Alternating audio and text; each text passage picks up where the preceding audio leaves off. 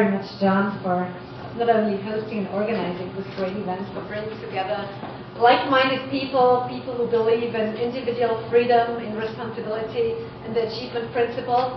And thank you, Chris, for co-sponsoring and for putting Liberty Fund's efforts together with the Austrian Economic Center. And since we all know we have to really have a better and bigger network in order to keep those thoughts alive. And the good news here, and I have to thank especially, usually I speak to a crowd where I say, you know, I'm the only Austrian. However, coming here, I already met two young gentlemen telling me, we are the only Austrians here. Are you also from Austria? So that's a really great news, and it's great to be here in San Francisco and especially meeting young people who share those thoughts. As a matter of fact, the Austrian School of Economics is not that well known in Austria, in its own home country. And only after Hayek was rewarded the Nobel Prize in economics in 1974, people started at least thinking there is something like an Austrian school. But by theory, you know, they completely forgot it. They were just only proud that there is at least one Austrian economist who was awarded the Nobel Prize. They didn't even think why he got it. No way.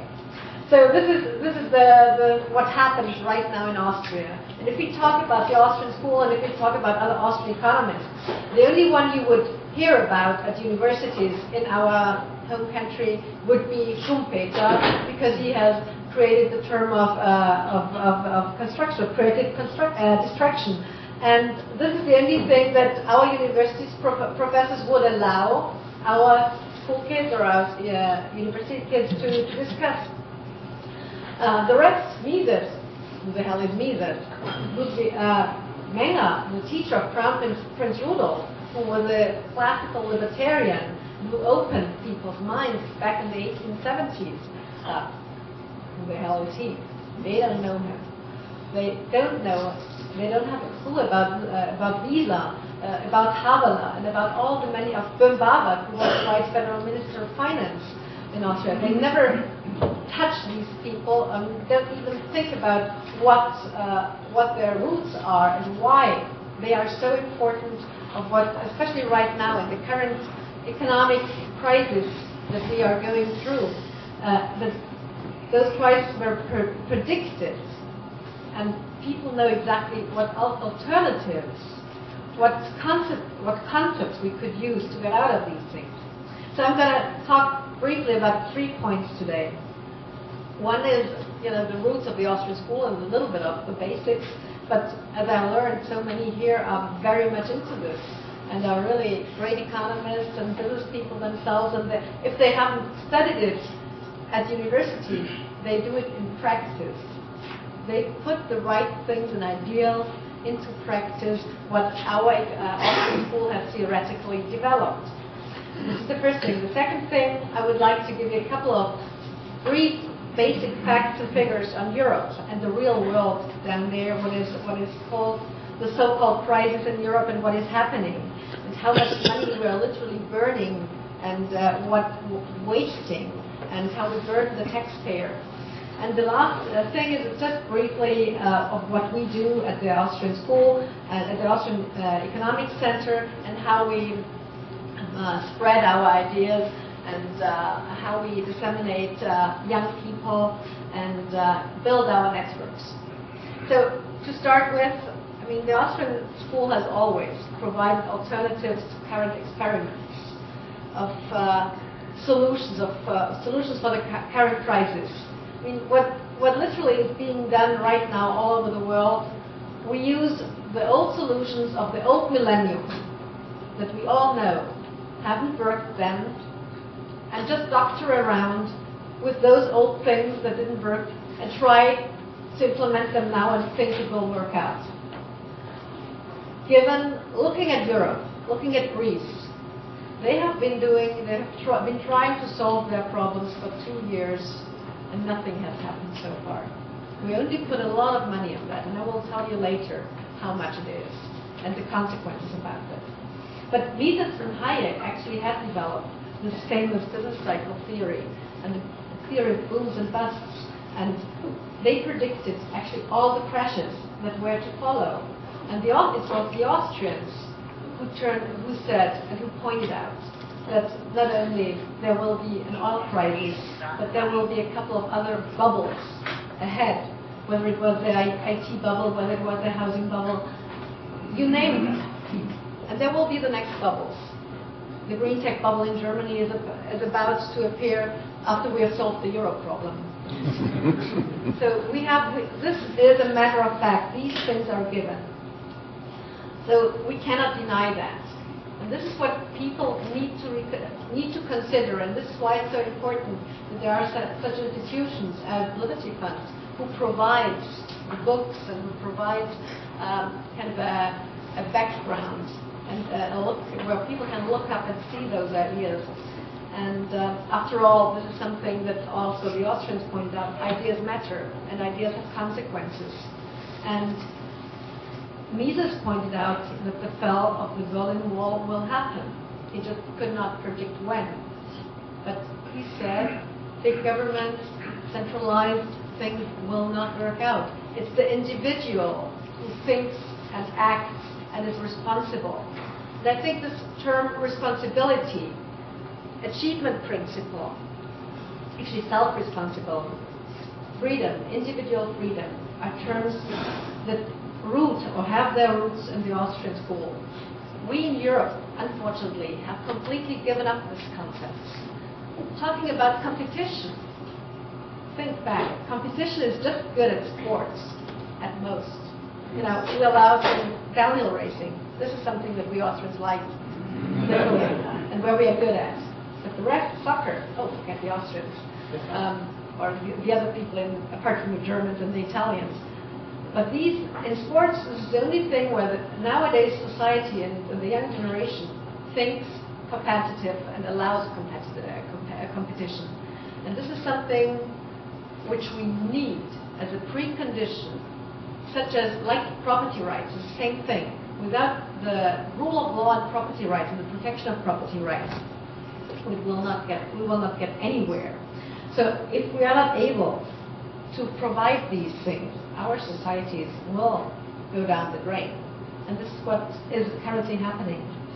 Another couple of pairs that are also important to the Austrians is the individualism versus the collectivist thought and approach. Competition versus regulation, I already pointed out. And of course, something that is very important to the Austrians, and Hayek especially, and this is also why he was awarded the Nobel Prize, is the creation of knowledge in society. And since there are so many entrepreneurs and business people here, without innovation, we cannot create any economic growth. And here I am at the facts and figures right now for Europe. Just a sad fact. Guess how much money we have spent in the past 2 years to save the so-called euro, the European project. Does anybody have any idea?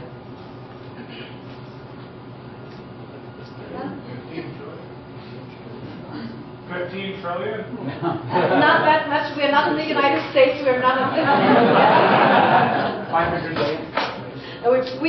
We currently literally spent taxpayers' money that was redistributed. Taxpayers' money that was redistributed within our transfer union.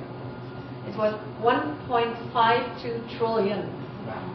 Plus, and now this is the sad fact, we have the European Stability Mechanism, the so-called safe haven, which is nothing else but the prolongation of the problem. I'll tell you why. This European Stability Mechanism is kind of a bank, or it acts as a bank. It collects taxpayers' money in 700 billion. So in the end, we will have those 2.2 trillion to save this most expensive peace project, which is called the euro, or the European Union. And we try with the European Stability Mechanism we try to leverage exactly this thing that we banned earlier when the financial crisis occurred. So this stability mechanism with 700 billion is there to last forever. But we know from the facts that by January 1st, 2013, France needs to refinance 375 billion. Italy needs 280 billion. Spain needs around 420. Portugal only needs 32. Greece needs 82. And if you make this up and you're all good in mathematics, you know that this is more than this 700 billion. So what we keep, in other words, what we have been doing in Europe, we try by perpetuating things, we just build up a tremendous amount of debt, which is permanently increasing, without, and this is the point, without solving the real problems. Give you an example. Structural reforms in Greece. What is this? It doesn't exist. Reforms in Portugal, slowly on their way. France, right now with the new government, it's terrible, very difficult. They ask for more printing of money. So this is not a solution of how we can have, how we can keep peace in Europe. So, and this is why it is so important to rethink institutions, to put the task of the state in question. Something that in the United States at least is done a couple of times. In Europe, we do not do this. The only government right now which is challenging, or actually there are two governments. One government is the Finnish government, and the Federal Minister of Finance of Finland pointed out that they are not willing to bail out other countries with their taxpayers' money. They will lose competitiveness, they will not be able to grow. They will not do it. And the other country that at least postpones putting the European Stability Mechanism into practice is Germany, but only because of their constitutional law. They have passed it in Parliament, but the President cannot sign it until the constitutional courts have passed it.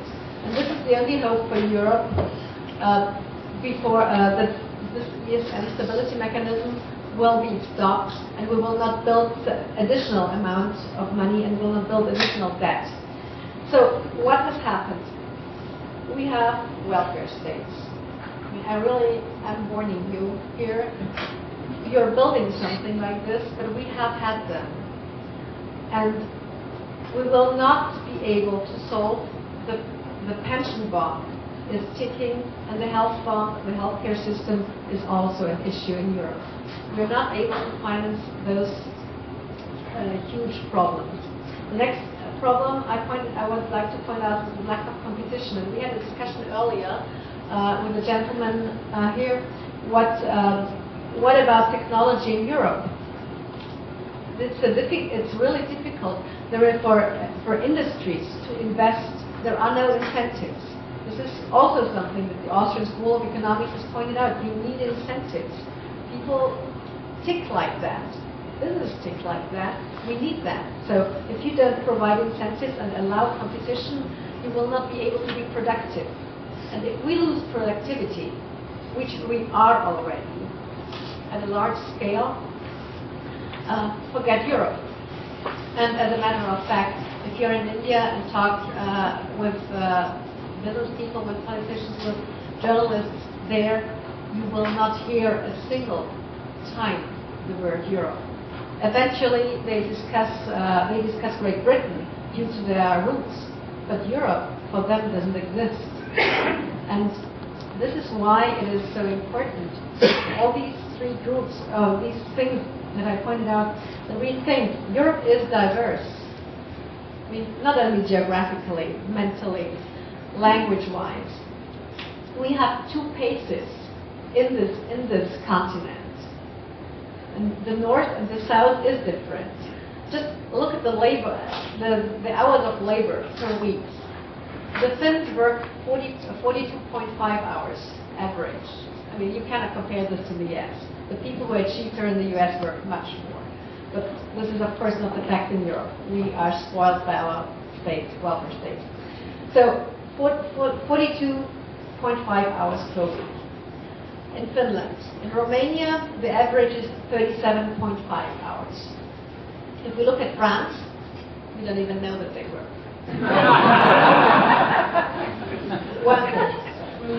Number of holidays. National holidays. The Spanish are here on top of the list with 14 legal holidays. And the Dutch are the best. They only have 6 legal holidays. So you see, this one-size-fits-all policies that we try out, that we experiment with, does not really work.